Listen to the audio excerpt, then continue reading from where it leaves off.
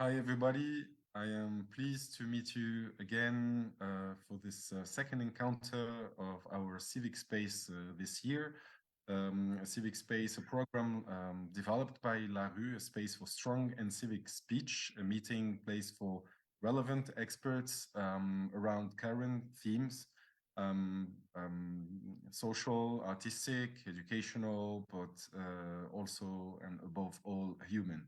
Tonight, we introduce our second encounter of a cycle on migration and border, a second cycle entitled Migration, Crisis, and Consequences in the Maghreb, a cycle that will end next month with a third and final encounter.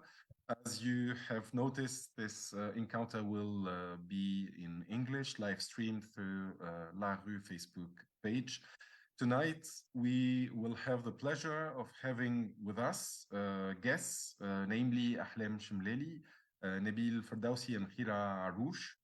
And without further ado, I will give the floor to our host for this evening, Adnen Ghali, architect, urban planner, graduate in political science and PhD in history, who will have the pleasure of introducing our guests this evening. So have a nice encounter and thank you for following us. Thank you so much, Dibilal. Hi, everyone, dear friends and Civic Space guests. So welcome to this second encounter. Amid widespread post-pandemic food shortages and inflation worsened by the Ukraine conflict, the Maghreb region is facing multiple crises, political turmoil, and critical socio-economic consequences. This has not only led to migration in unprecedented numbers, but also made the conditions faced by thousands of migrants and refugees currently stranded in North African countries even more vulnerable, with no prospect of introducing any changes to these conditions. A few days ago, in a meeting with the National Security Council, Tunisia's president, Kais Saied, rejected what he called sub-Saharan African occupation and the attempts to alter the demographic composition of Tunisia, sparking a widespread backlash domestically and abroad.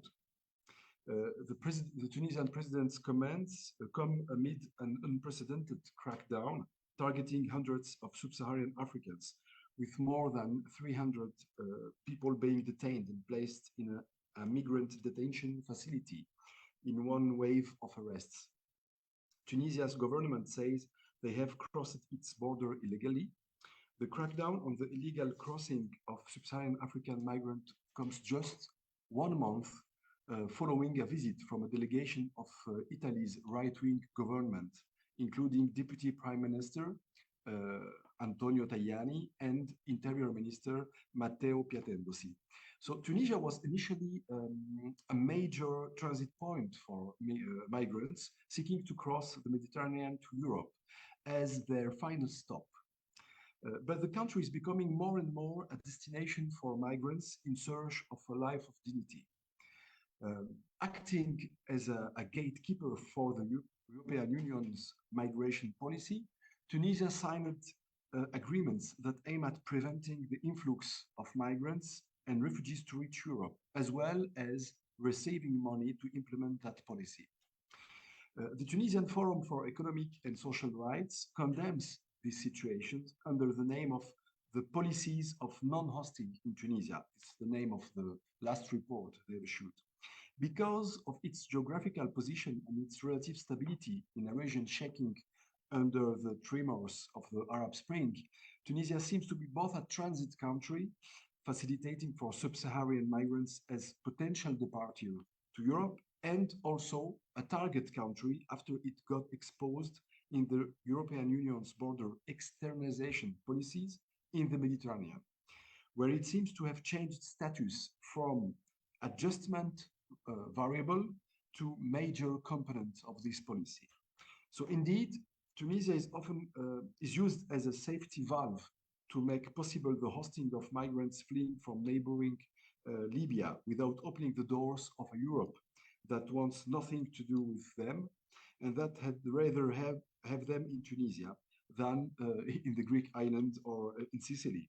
The fear of seeing them dying at sea makes them opt, in the name of humanism, for a hosting alternative in Tunisia. The non-hosting seems to be therefore the only response of the Tunisian state, caught in the trap of its main partner and financial baker. Migrants, on the other hand, are treated as unwelcome guests to be contained on the African continent at the cost of strengthening the capacities of national coast guards and founding the costly and inefficient Frontex agency. As for the European diplomacy, it struggles to negotiate a readmission agreement, a system of expulsion without a legal framework, and to even fantasize about an extraterritorial reserve of migrants. We have reached that point, called the landing platform in sea. So at the end, migrants find themselves caught in the crossfire between the absence of a Tunisian migration policy and the insatiable European interest engaged in externalizing toward Europe's southern sea borders.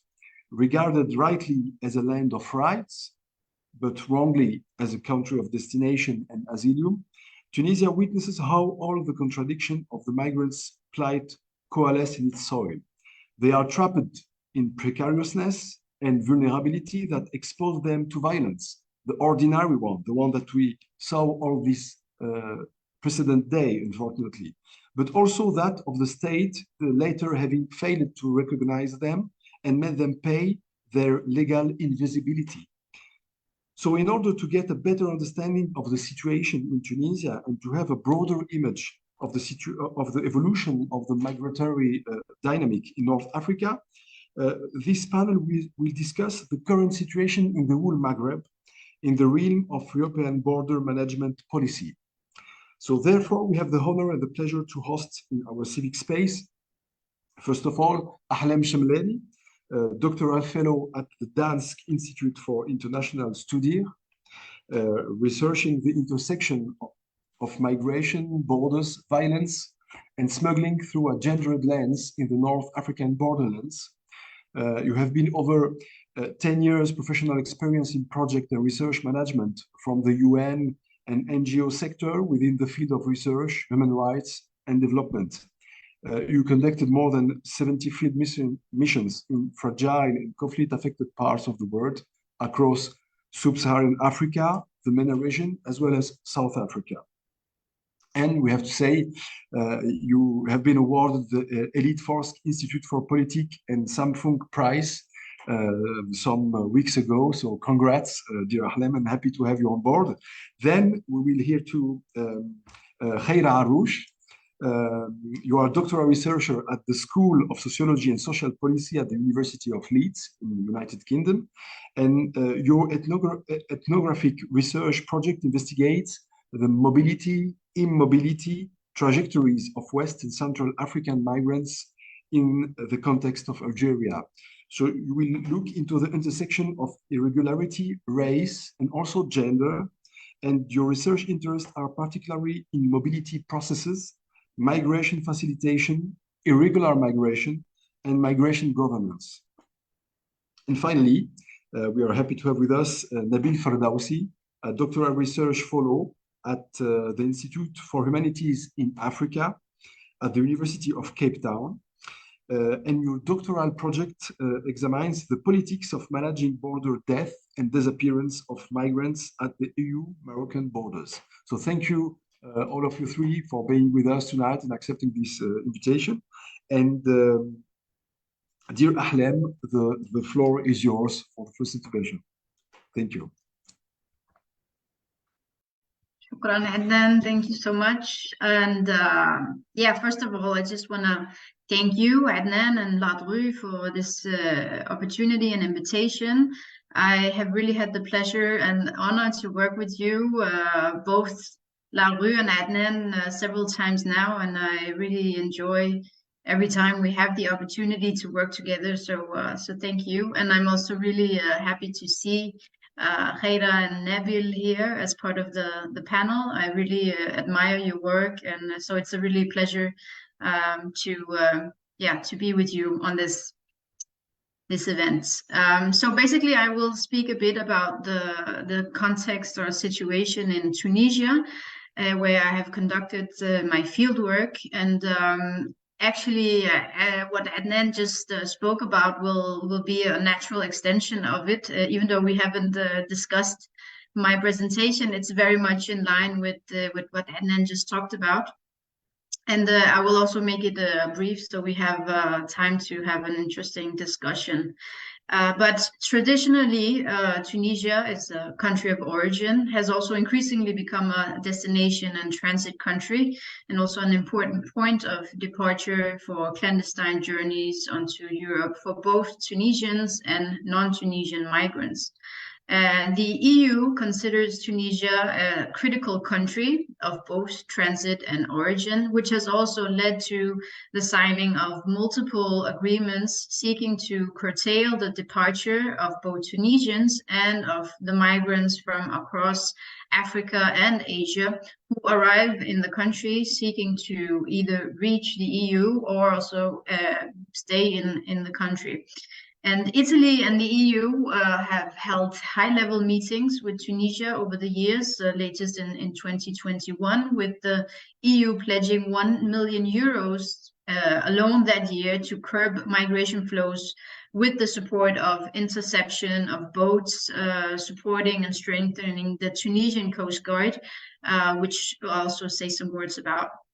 But despite also Tunisia being a signatory to the Geneva Convention, Tunisia doesn't have a national legal framework or policy on migration or asylum. And with no prospect of implementing migration regularization or protection mechanisms, migrants and asylum seekers often find themselves caught in an existential and judicial limbo. And this is something I have also written with my friend Adnen about. And while leaving refugee and asylum seekers' conditions untouched, the Tunisian government has supported the EU-sponsored fight against illegal migration, but also human smuggling. And this has also been framed, especially from the EU, as a war against human smugglers, which has become also a legitimizing argument for the EU externalization and border enforcement in the Mediterranean and the continuation of moving this into North Africa as well, through also a policy of rescue as confinement, which has also been instrumentalized.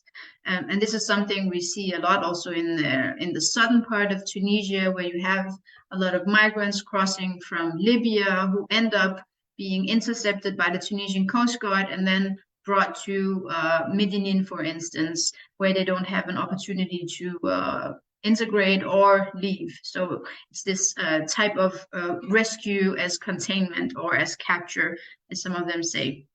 But this has particularly unfolded in the past 5 years, since 2017, where the support from the EU has intensified. It started with the Libyan Coast Guard, with the main objective of intercepting and returning migrants back to Libya.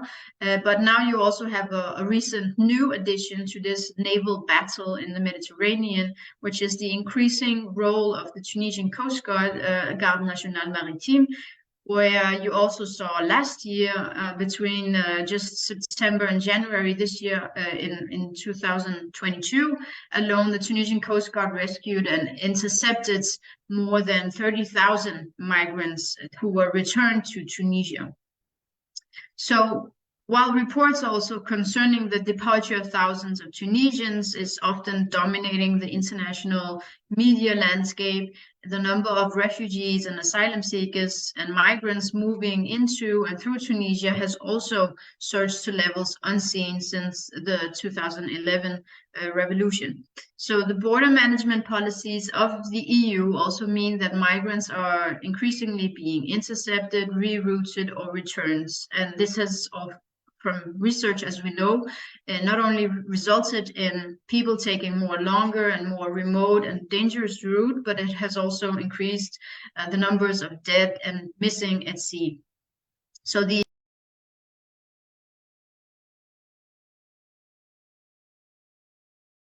more present.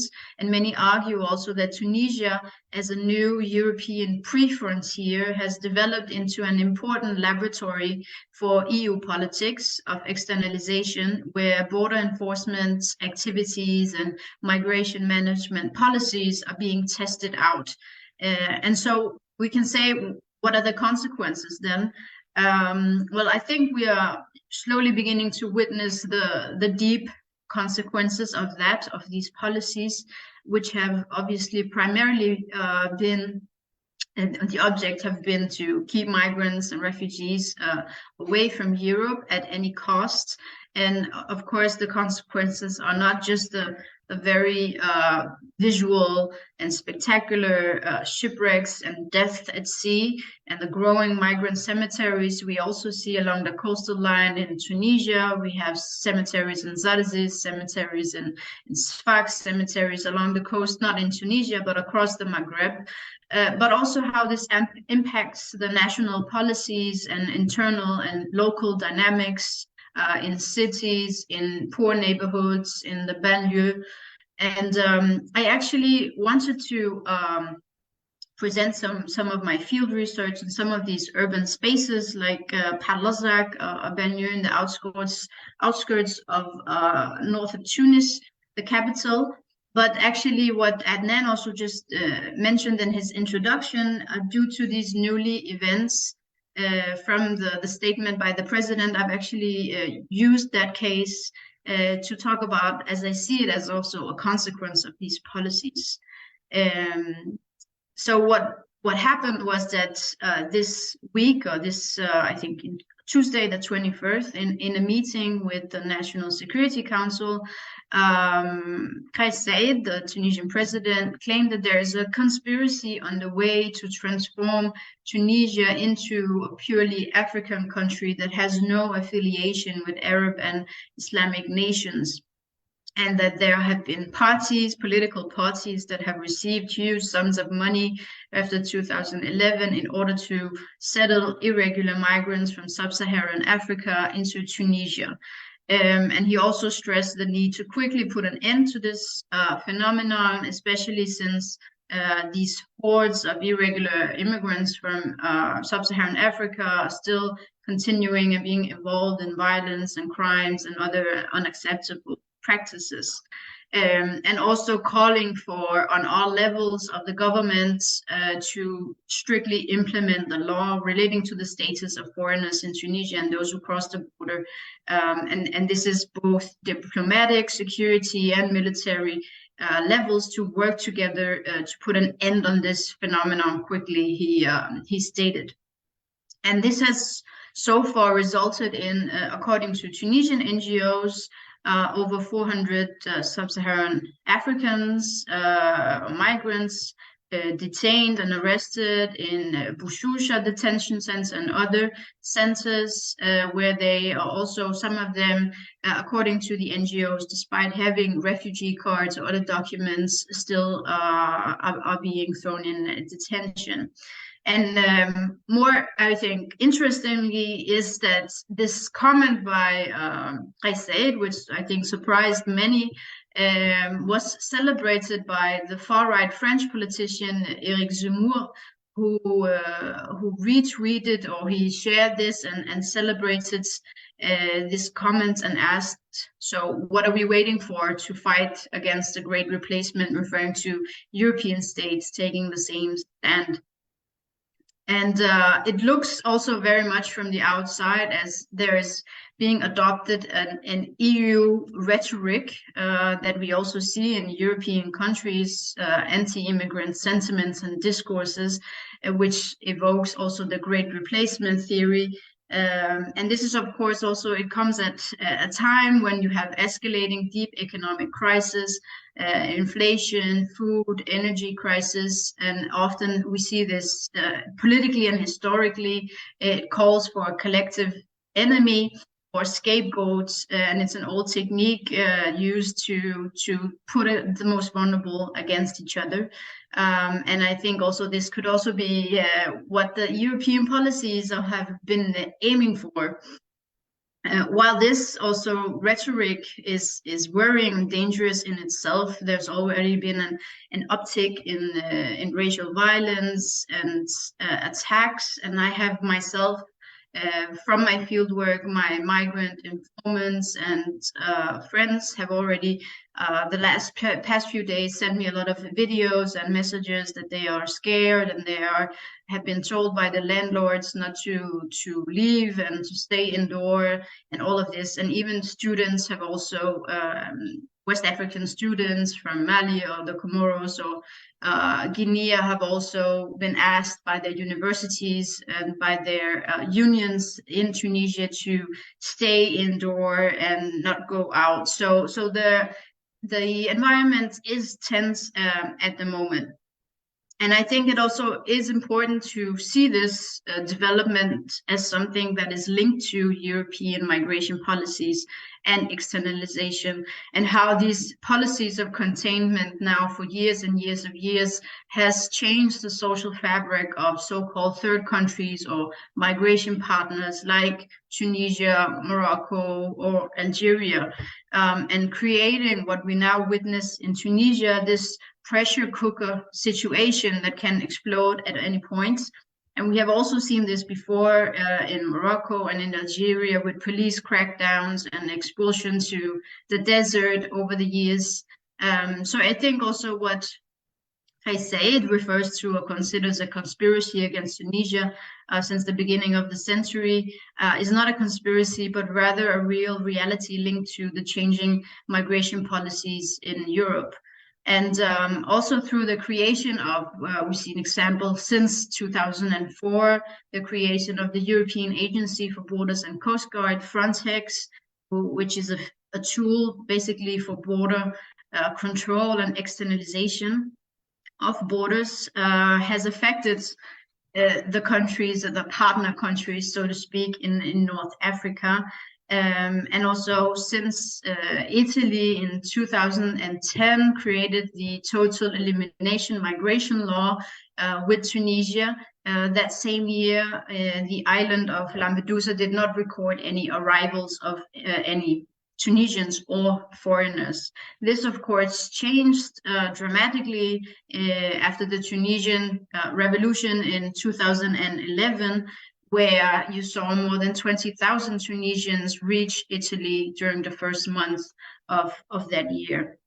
So ever since then, also, the European solution has been to strengthen and to intensify the borders and also fund shifting Tunisian governments with security, with weapons, with ships for the Coast Guard, with radar technology, and with border also technology to hermetically seal off the country. And also send a lot of million euro projects to build detention centers and also work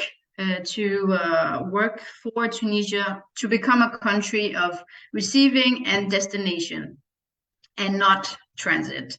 And this happens by imprisoning and immobilizing both Tunisians and African migrants. And many of the migrants and myself have interviewed over the years call this, or they don't call it a transit, but they call it an open air prison. Because they feel they are stuck in an open-air prison. So I think that the recent developments coming from the highest levels of the state is, of course, not only just part of North African anti-Black legacy, which of course also is very real, but also how European migration policies have transformed Tunisia into a key actor in Europe's border guard, and that this is connected. And that the Tunisian state also has been acting as the gatekeeper for EU's discriminatory migration policies for years now, and that the recent presidency statement takes it to a different level. And it also, as Adnen mentioned in the beginning, comes a few weeks after following the first visit by Giorgia Meloni from Italy and her delegation to visit Tunisia and to especially discuss irregular migration.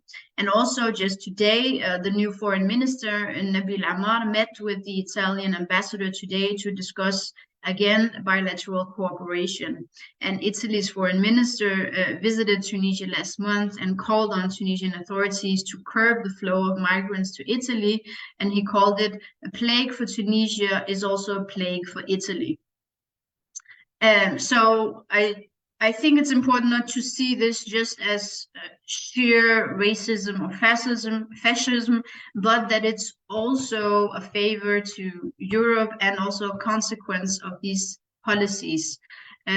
So I think this is my brief contribution, and I look forward to our debate afterwards. And also I will also love to hear Kheira and Nabil's takes on this, as I know Algeria and Morocco has also experienced these crackdowns on migrants and how they see also this links to these externalization policies. So thank you. Thank you so much, dear Ahlam. It was really interesting. Thank you for explaining this particular situation that we have now in Tunisia, especially after this, what happened as we said a few days ago, following the meeting of the president with the National Security Council and all the declaration. We are also following how these words are interpreted at the level of the ambassador of the different African countries here in Tunisia, but also in the African Union headquarters in Addis Ababa. And now we'll have the pleasure to hear Kheira Arrouche talking about the situation in Algeria. So thank you, dear Kheira. The floor is yours. Thank you so much, Adnan, and thank you for having me today with you to share my reflections on the context of Algeria and the dynamics of migration, which does not seem different from that in the context of Tunisia.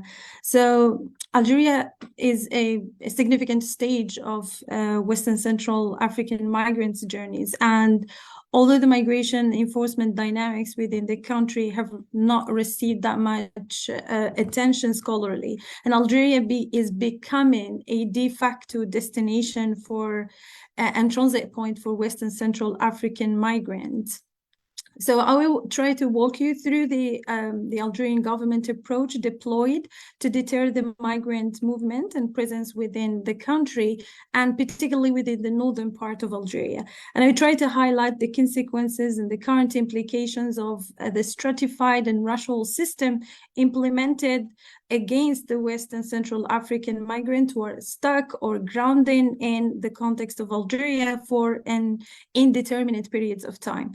So if we start with the Algerian policy discourse regarding irregular migration, actually is awash with the accusations of crime, diseases, delinquency, and it reflects the general sentiment, national sentiment over the presence of Western Central African migrants.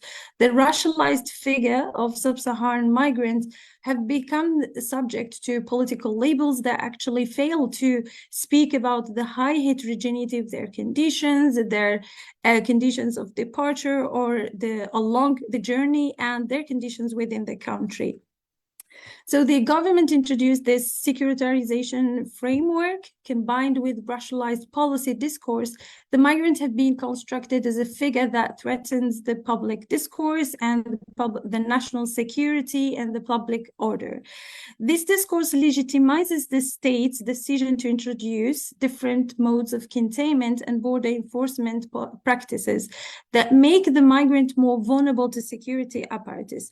And this approach further was shifted to publicly justified on the grounds that it constitutes an attempt to fight migrant smuggling and human trafficking or transnational criminal network that allegedly attempt to threaten the national security and public order.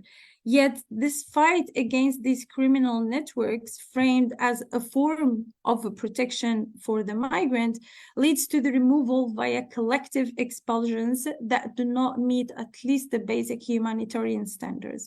So the consequences of this policy is, it is in this context that the migrants are dispersed and forcibly removed to remote areas within the southern part of Algeria, mainly the Le Point Zero, which is the borders with Niger and Algeria.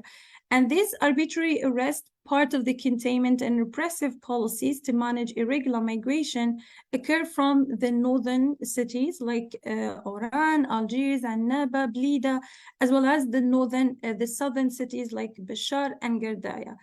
And reliant on racial profiling, the arrest often leads to the detention of even regular migrants and legal migrants, and even to asylum seekers in the country.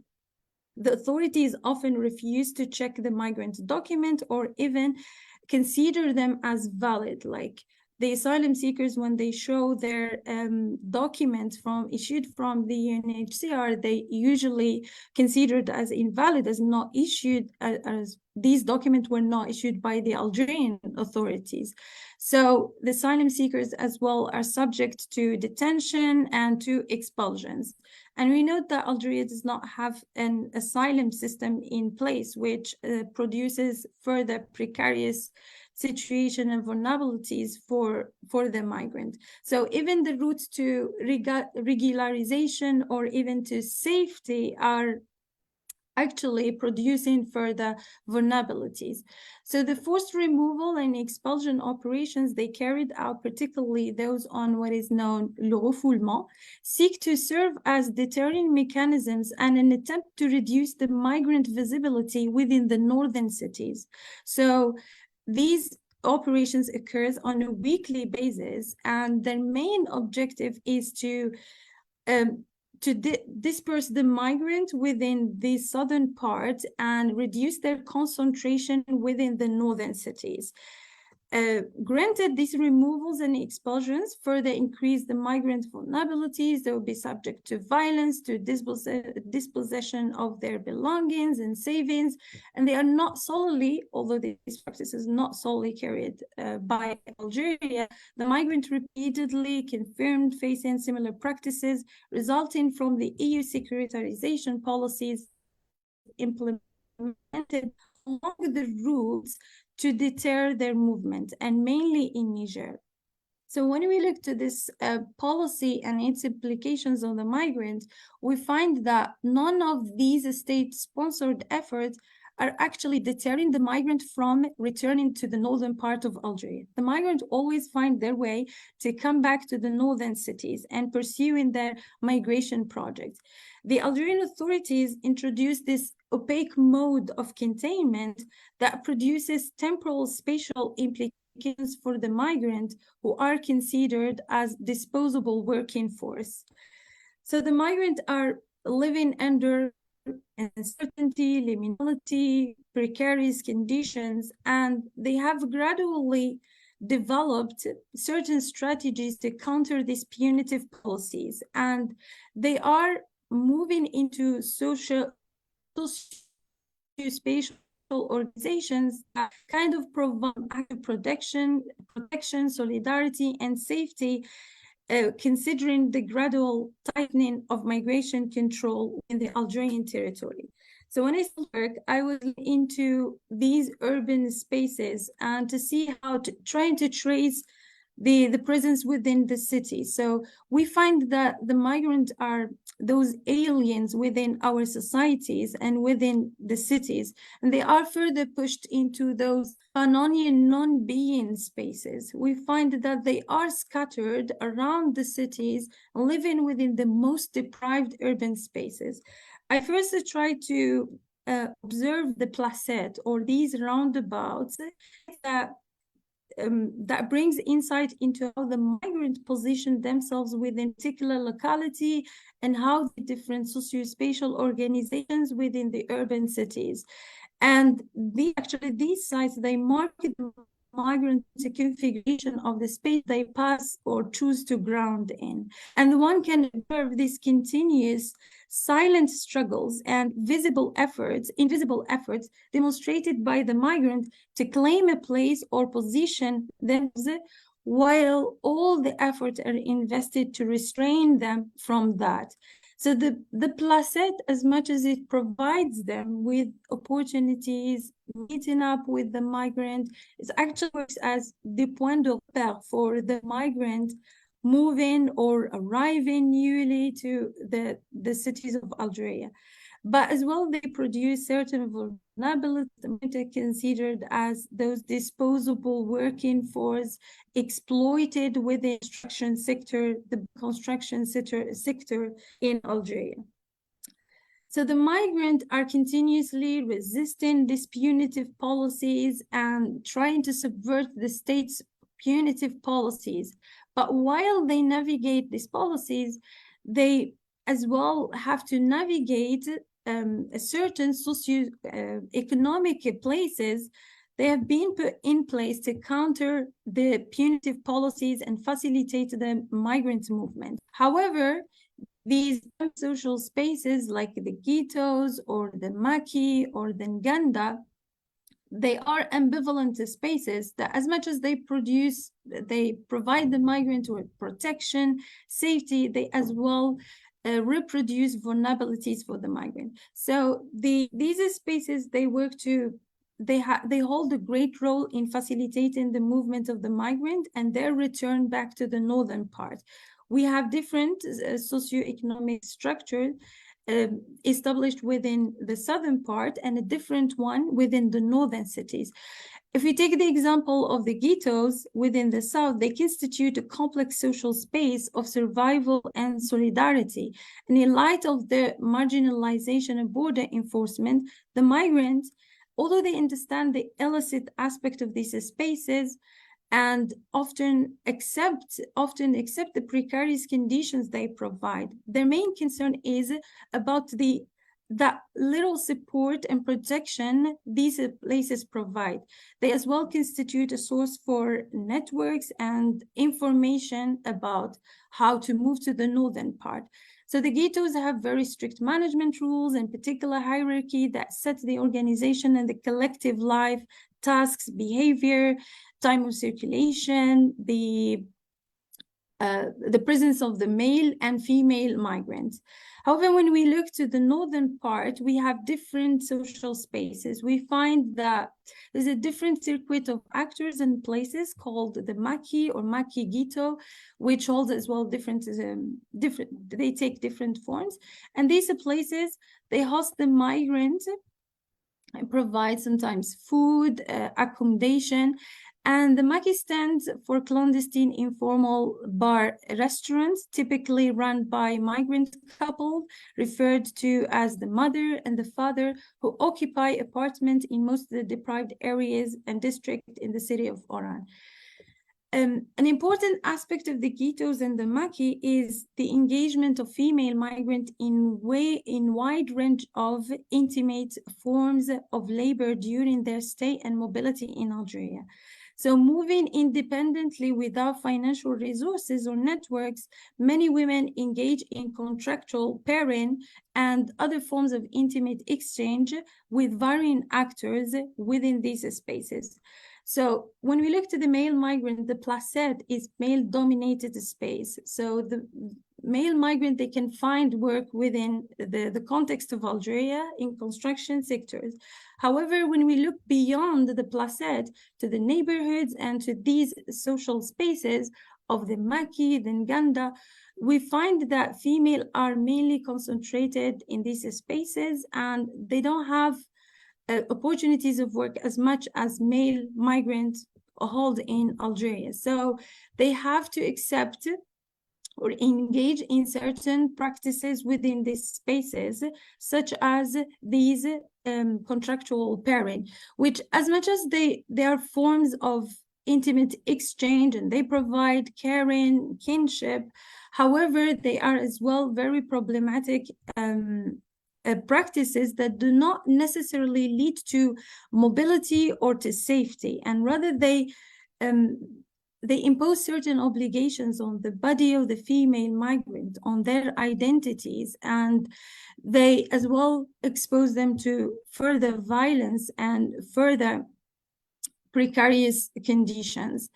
So careful consideration of the experience and challenges actually of the migrants in Algeria problematizes the simplistic binary perceptions of criminal networks, transnational criminal networks, and innocent victims that prevail in the counter-smuggling discourse or these enforcement policies in which the migrant created spaces are often caught and framed as inherently violent or exploitative. So within this, we need to as well pay attention to how the migrants retain their autonomy over their trajectory and prefer to se débrouiller on themselves in light of this, and opting not to resort to the services of the smugglers or remaining or relying on these spaces such as the ghetto and the Maki. So I will stop here to not take further time, and I'm happy to answer any question regarding the situation in Algeria. So. Thank you so much, Kheira. It was really, really interesting, especially this focus on the life of the neighborhood and this question of the ghetto. What is really a ghetto? We already get a question about that that I will share with you and I will ask you later. But it was really, really interesting. Thank you so much. And we go to Nabil Ferdaoussi. The floor is yours, dear Nabil. Thank you, Adnan. Thanks, Ahlam and Kheira. I'll pick up where they left it. So I will talk more about the new emergent technologies of border externalization in Morocco. The conventional ones were expulsion of migrants, dispossession, and their deportation through the Algerian border. But now these practices are amplified due to the diplomatic ties with Spain and many other EU member states. These practices or these technologies are deathability, disappearability, and also carcerality of migrants. So where Ahlam left, how this anti-Black racism in Tunisia is also now quite emergent in Morocco. We see how West African migrants, but also people coming from Sudan and South Sudan and other Central African countries are subject to racialization. And recently we have seen a quite dramatic conflict with local people. And this is a result of the huge amount of migrants who are trapped in Morocco. Like, so many migrants come and they are trapped. So the amount of migrants trapped in Morocco is getting increased, and this gives an opportunity to long simmering anti-Black sentiments within the Moroccan society. So people, when confronted with migrants, they try to file complaints against migrants into police stations or gendarmes officers, and this results in conflicts. So but also there is the mobility of Moroccan migrants, like people who cross through the Atlantic route and also through the Algerian border. Are many of them are actually Moroccans. So so in this case, I'll try to talk first about deathability and then disappearability.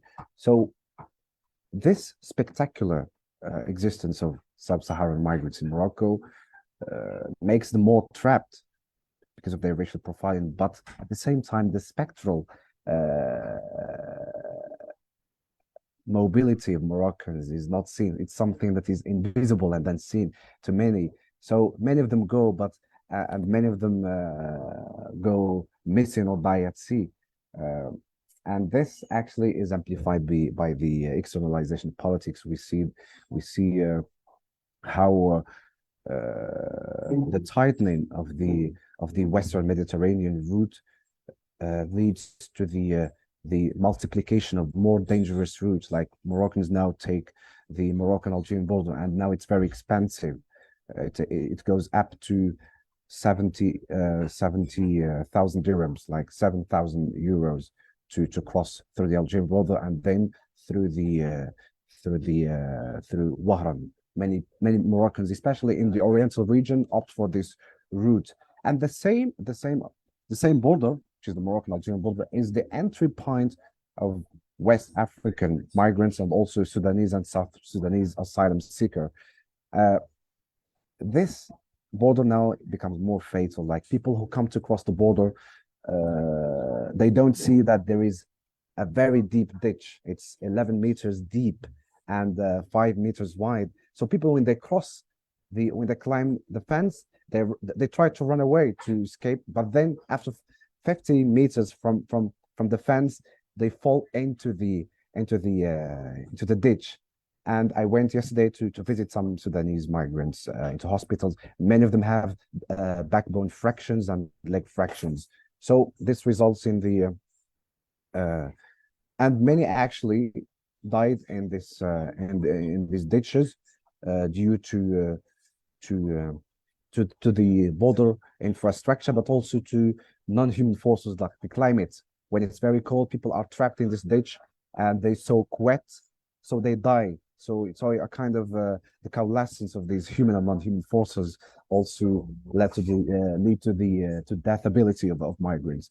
And it's also part of the forensic infrastructure of Morocco. Like I have been doing field work in Moroccan hospitals and morgues, and also accompanying and participating in the identification procedures of dead migrants, going through police stations or also gendarmes officers. And you see how in such cases where, for example, migrants are subject to violence and also die in a very, very suspicious way, their burial is quite hasty. So you don't see the cadaver, like the process is very, very hasty. And and this is in the Oriental region, but more and more cross through through southern cities, like from Dakhla to Layun, Sidi Ifni, but also the reactivation of new routes, like which have never been taken by migrants. They're more dangerous. Like people are crossing from Safi, from Sawira, others from Muhammadiyah, from Rabat. These routes have never been taken by people, but now are activated due to the total tightening or total closure of borders. So the dynamics are more complex when it comes to the mobility. Like you see that West Africans or Black migrants as a whole are trapped because of their racial profiling, and their mobility is more complex than Moroccans are. But Moroccans are quite invisible when it comes to mobility, and many of them go.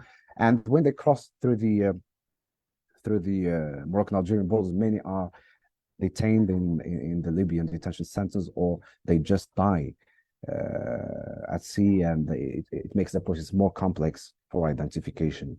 Many families just resort to their diasporic communities or families to go and make the search for them due to lack of any search and rescue operations. So and families actually are desperate when it comes to this. They are very criminalized when it comes to Moroccan families, but also for West African families. When they come, some members or family members, when they come to conduct search, they are detained or they are criminalized because they are illegal. You see, so this is also quite crucial when it comes to this. And the second externalization strategy or technology is disappearability. It's a condition created again by human and non-human forces. Like when you shut down the Mediterranean, Western Mediterranean route, which is quite easy and less dangerous, people are taking more serious routes like the Atlantic Sea, and the expansion of the smuggling networks, like the illegality industry is now is very expansive. Like it includes carpenters, fishermen, guardians. So everyone is potentially involved in this, which makes the crossing of the sea very expensive for many, and sometimes it's done in a very amateur way. And the very term of the smuggler when it comes in Morocco is very vague. When you try to see who is the smuggler, it's very vague. How many other actors, like state actors, are involved in the smuggling networks. So it needs not only the financial capital, but also the political one to be a smuggler. So when it comes to disappearability, people disappear to a great extent, and families are not finding any helping hand, whether it's international organization or state institutions or civil society members. They only resort to diasporic communities. Otherwise, they go just to clairvoyants, or whatever, doing some superstitious things to look for. Like they are desperate. They just want something, some answer to that. Again, when it comes to the disappearance of West African migrants and asylum seekers in Morocco, it's more complex. Like only migrant-led communities or friends who conduct research cannot do that due to criminalization, and also through like the distance and many other factors. And taking cue from 24th June massacre that's happened in Adnen Ghali, we see an emergent technology, which is carcerality. Now, migrants are not only deported or expelled or dispossessed, but now they are more like the Moroccan regime is using its legal arsenal, like 0203 law have never been used. Like people are just like local authorities, they just deport migrants, but now they sentence them to 2-year, 3-year prison sentences. And now it's happening on the 24th of June, and the 19th of October, and more recently on the 16th of January. People have been sentenced to 2 years to 3 years of prison. So, and these three strategies of deathability, disability, and carcerality are very overlapping. For example, sometimes people are die or disappear just in prison. So carcerality might induce deathability or vice versa. Yeah, so it's very complex, and we see these emergent technologies are taking place due to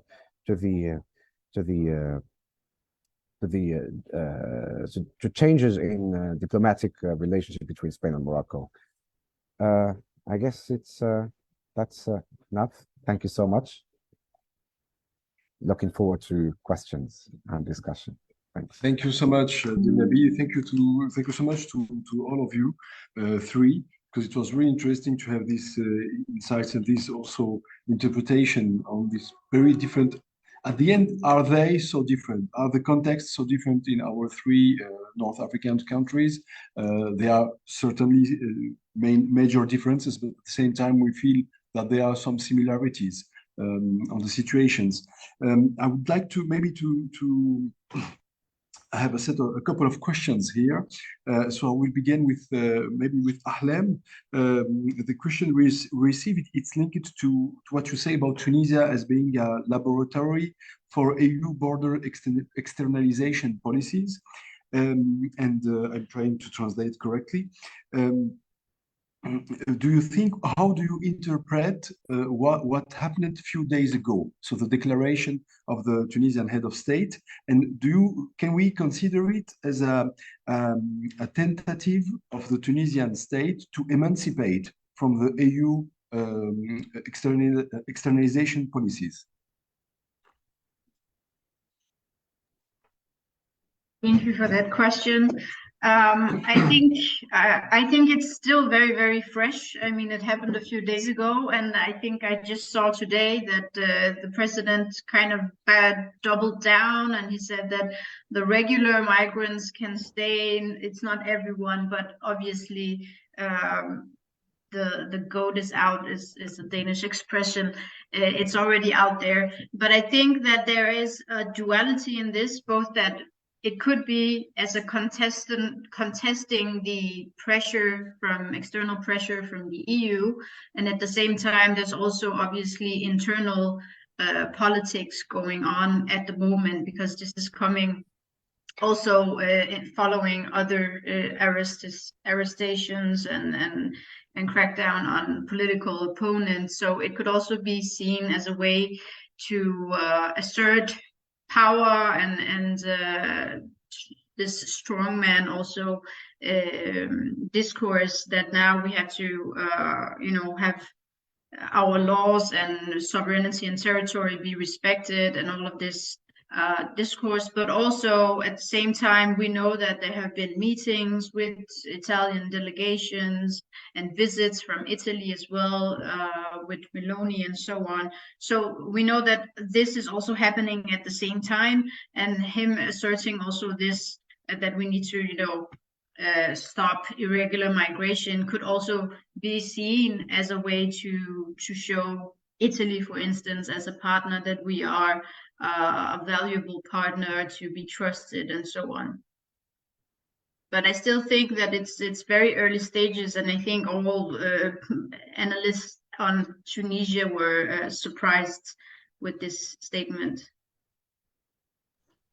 Yes, absolutely. And I have to say also for our dear guests, Kheira and Nabil, that we are working since many years on the question on migration questions in a very different ways. But this week is particular in Tunisia because what happened, this declaration of the head of state made that all the media are dealing with this issue now, and it's as you know, we have planned this session 1 month before, so 1 month ago, so we did not expect that.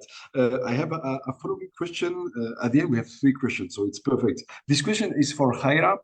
I just received it when you were presenting your work and reflection about the status of these suburbs, and especially these what you call the ghetto, the migrants ghetto. Could you please say more about what are in fact these ghetto? Are there a refuge?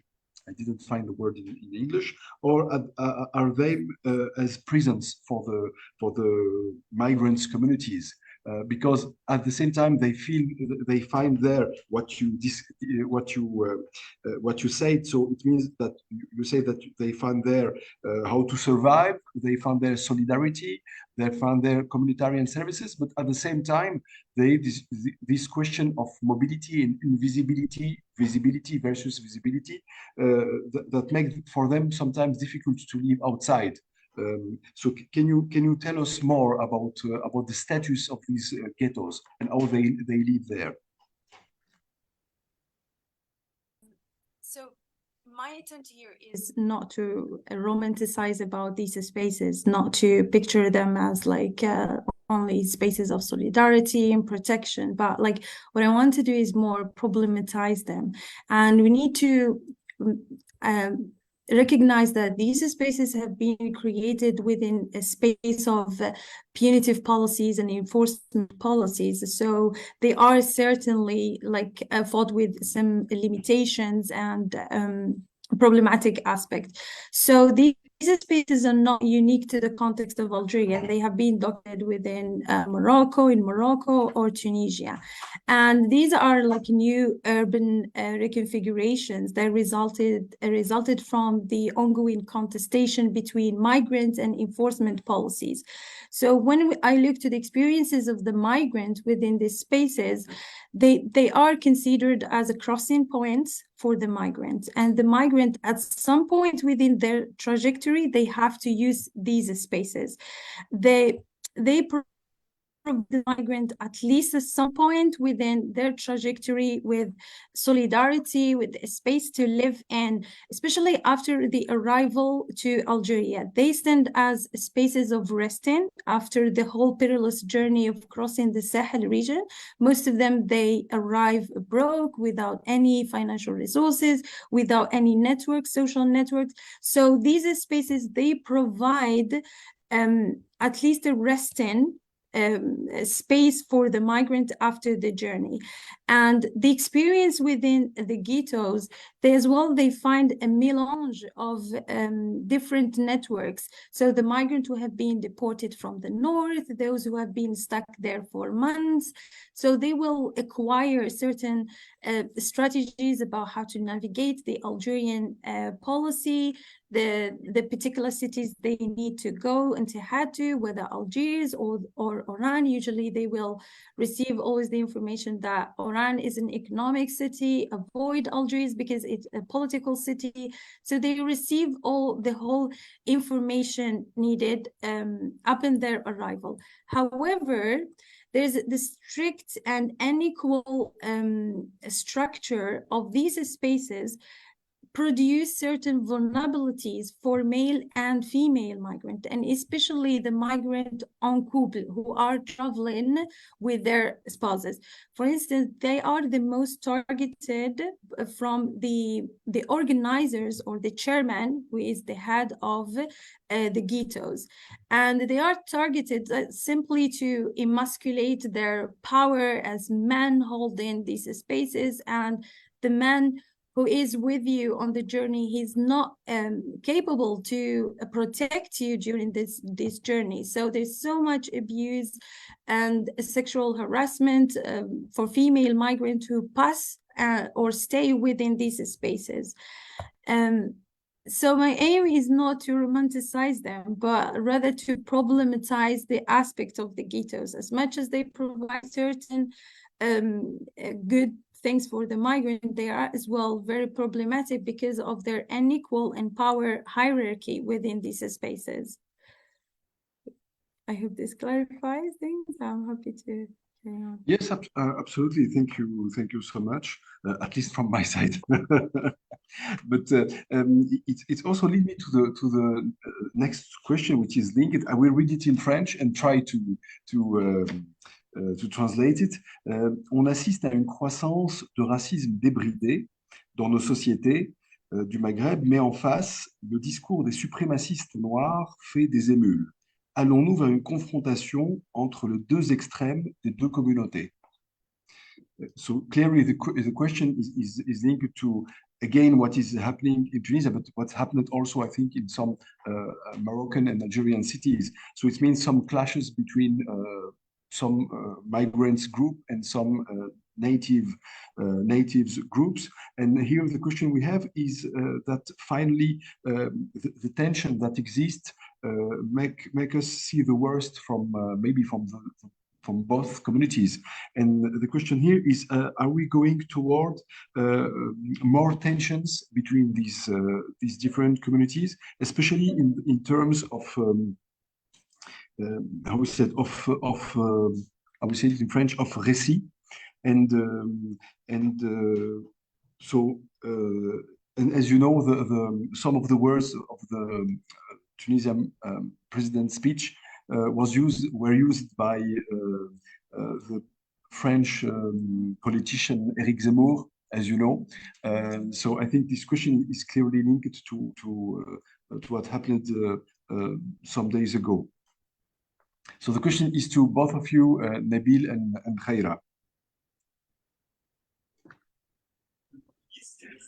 Indeed, the upbringing of Black African migrants is now used as an externalization strategy, like externalizing through otherness, through racialization of migrants. And now they are used as a grand récit, like the great narratives of fear and invasion. And now just recently, like 2 days ago, like in Moroccan media, you see the fear or phobia of interracial marriage, like how this interracial marriage will turn Morocco black. So the same thing now is going on. Like there are many memes of anti-Black racism memes circulating in Moroccan media, and this is induced by like state-run media, how they fan the flames of anti-Black racism in a very subtle way to justify their own violence against migrants, but also to turn the blame towards migrants, and that the existence of Black migrants as a peril, as the ungrateful other who has been granted integration and a place in Morocco, but now turns violent and throw stones at local authorities and also peas at the locals' doors or something like this. See these narratives circulating to turn a blind eye on the existence of these migrants as a result of externalization politics. These people are just, they don't want to stay here, they want to go. So it's not their destination. And yes, so this resurfaces the long legacy of Black racism in Morocco, and now even it's even against Black Moroccans. Sometimes Black Moroccans are mistaken for migrants, and they are expelled to other cities. And even they speak Darija, and they don't make any kind of distinction. Like they just take them and do the ratissage towards the southern cities. So yes, it's going to create more tensions unless the security-driven approach is neutralized by more humanitarian approach and the opening of borders. It's like this is going like to be it's like a bottle, a container that will explode every now and then will explode and will manifest in clashes, conflicts between local people and migrants, and will result in more hostile conflicts between the two. And the local governments are using this like as a proxy war and just trying to shift the blame from them and just to put it on migrants. So local people put the blame on migrants, and the same thing. And this local people, their own how they racialize these people gives the justification to local authorities to practice more violence, more deportation on these migrants. So yes, it's very complex. And now a bus that was trying to expel migrants from Al Ayoun to Ouarzazate had a road accident, and it turned and it resulted in the death of at least 5 people and the injury of many. So this is only a small fraction of it, but there are many buses that come from the north to the eastern part of Morocco, and from the south to the central part of Morocco. So it's the deportation and expulsion is both ways. It goes through the Algerian border or through this way, or from Al Ayoun, Dakhla towards Agadir, Ouarzazate, Tata, from Al Hassan, and these regions. It's and the migrants are just juggled weft from one place to another. It's and the clashes actually between local people and migrants is everywhere now, and its climax was what happened recently in Casablanca, and now they call Casa Negra, not Casablanca, because of the existence of Black migrants. Yeah, it's I will leave the floor to Kheira to talk about the Algerian case. Please, Kheira. Thank you so much, Nabil. It's very interesting. So well, I agree with you, Nabil, regarding this, and I think it's the same in the context of Algeria. There were already some tensions within some southern cities between the migrant and the local people who refuse the presence of the migrant among them. And I think the social imaginary about West and Central African migrant and the whole slavery and this framework of criminalization is orienting people in their everyday interactions, encounters with the migrants. And race certainly in its complex ways it operates in the context of Algeria, although we are just ignoring the role of race and the bordering projects, how they are structured through race, representing these racial projects that become intertwined further with our local history and local racial dynamics. whenever there were like a tension between the migrant and the community, the authorities, they do not actually interfere in any of these tensions, and rather they will recede or stop for a while the arrests of the migrant and their dispersal to the southern part. And it is still because I think the temporal and spatial strategy of the government to still deter the migrant and deter their presence and concentration, but they need them as a disposable working force in Algeria. So Algerian youth, they're increasingly not taking the works that the migrants take. So it's very opaque and very, very unclear, problematic to see how the Algerian government will deal with these tensions, and currently, the tensions usually arise as well whenever there is a football match between an African sub-Saharan country, like what happened between Cameroon and Algeria. So we see how the migrants, they will stay within their ghettos or accommodation, like not to avoid going out, otherwise there will be some tension between them and between the local people. So still the dynamics of race are very, very complex in Algeria, and sometimes different things they play, the nationality, Islam, Arabness, they play in one encounter. So it's very hard to unpack these experiences.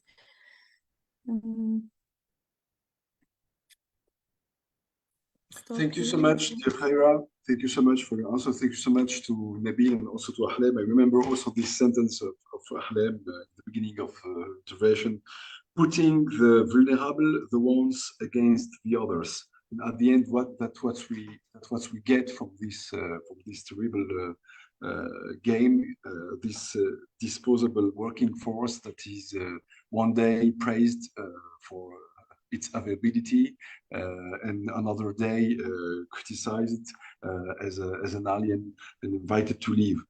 So thank you so much. We have run out of time. It was really, really interesting. I thank you so much for your availability and for being with us tonight.